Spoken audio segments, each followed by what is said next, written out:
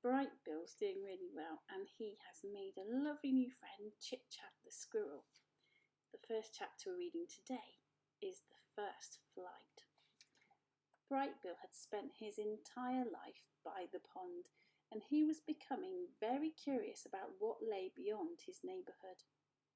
So one day his mother said to him, "Let us go for a walk, and I will show you more water than you can possibly imagine."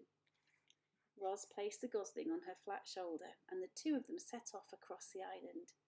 They marched out of the forest, crossed the great meadow, and climbed uphill until they were at the top of the island's western ridge.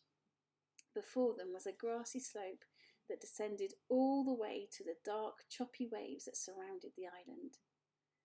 "That is a lot of water," said the wide-eyed gosling. "I'm a good swimmer, but I'm not good enough to swim across that pond." "That is not a pond," said the robot. "That is an ocean. I doubt any bird could swim across an ocean." Waves rolled in from the horizon. Seagulls circled above the shore. A steady breeze blew up the slope.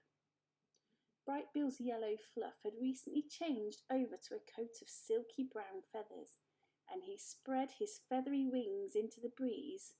And then, "Mama, look!" For the briefest of moments the wind lifted Brightbill off the ground.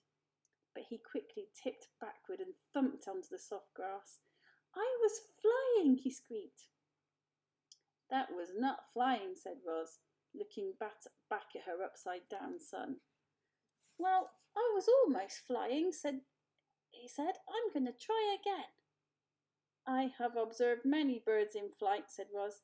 "Sometimes they flap their wings quickly, and other times they fly without flapping at all. They spread their wings and soar on the wind." "So I was soaring," said Brightbill. "Almost.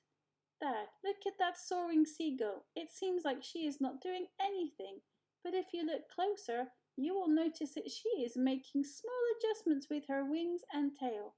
I think you should try adjusting your wings in the wind, like her." Brightbill hopped onto a rock and opened his wings wide. "The wind is pushing me backward." "Change the angle of your wings," said his mother. "Let us see what happens when they slice through the air." Brightbill slowly angled his wings downward. The more he turned them, the less the wind pushed him backward.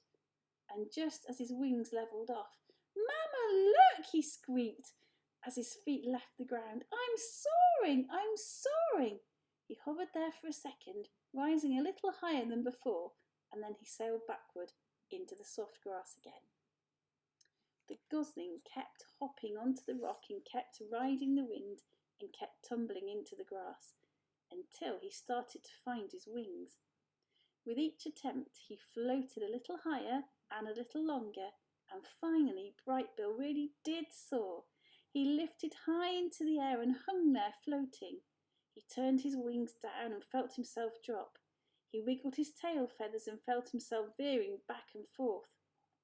"I'm a natural," he squeaked. "You are doing very well." "You are doing very well," said Roz, "but you need to keep practicing." And so they spent the afternoon practicing up on the ridge. Once Brightbill was comfortable soaring, he tried flapping his wings. He flapped high into the air. He flapped in straight lines. He flapped around and around in circles. A big smile appeared on the gosling's face. Clearly Brightbill was designed to fly. "I'm flying, Mama! I'm really flying!" "Whoa! No, Victoria. There you go. There's Roz, and there is Brightbill." "You are flying," said the robot. "Very good." Brightbill was now a real flyer, but all that flying had worn him out. He lowered himself toward the ground and tumbled into the grass one last time. His landing still needed some work. Roz placed Brightbill on her shoulder and headed back to the nest. "I can't believe I can fly now, Mama," said Brightbill in his sleepy voice. I just wish you could fly with me." And then the gosling's words were replaced by his quiet, steady breathing. The ship Brightbill was a flying fanatic, and his favourite place to fly was up on the grassy ridge. The robot and the gosling liked to spend afternoons up there, working on the finer points of flying.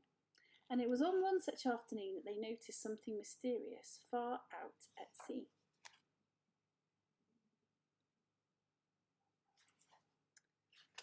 Brightbill spiralled down to his mother, flopped onto the grass, and pointed to the horizon. "Mama, what is that thing?" Rose's computer brain found the right word. "That is a ship." "What's a ship?" "A ship is a large vessel used for ocean transport." Brightbill's face scrunched up with confusion. "Used by who?" "I do not know." It was the first ship either of them had ever laid eyes on. From that distance it looked as though it were moving slowly, but it was actually racing through the waves. From that distance it looked as though it were small, but it was actually one of the largest ships ever built. The robot and the gosling watched it crawl across the ocean until it finally disappeared to the south. Where had the ship come from? Where was it going? Who was on board? Roz and Brightbill had many questions, but no answers. The summer. On clear summer days, Roz and Brightbill and Chitchat liked to go exploring. They investigated the island's sandy southern point. They marvelled at the rainbows that curved up from the waterfall. They surveyed the forest from the branches of tall trees.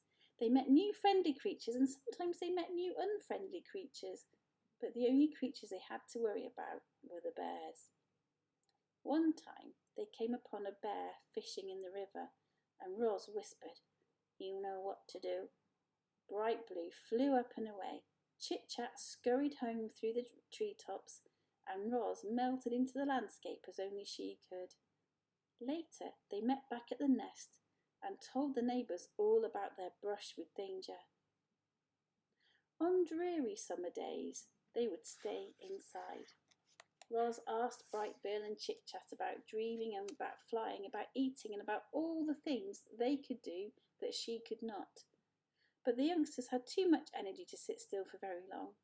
They spent one drizzly afternoon kicking acorns around the nest. Chitchat piled them up, and then Brightbill swung his big foot and the acorns went flying.